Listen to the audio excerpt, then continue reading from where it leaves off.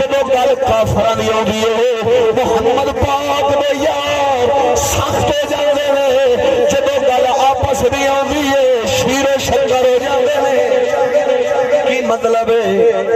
جویں دودھ دے اندر بندہ شکر ملا دے تے وکھرا وکھرا نہیں کیتا جا سکدا، ایویں حضور دے اہل بیت تے صحابہ انہاں نوں حضور نے ایویں رلا چھڈیا وے جویں دودھ دے اندر شکر رل جاندی ہے۔ قسم خدا دی کر کے اللہ جویں دودھ دے شکر وکھرے نہیں ہو سکدے ایویں حضور دے صحابہ تے اہل بیت وکھرے ہو سکدے ہی نہیں۔ اے نہیں کہ کوئی کالا کوشش کرے میں علی نوں اینا تنہ تو وکھرا کر لیواں، یا تنہ نو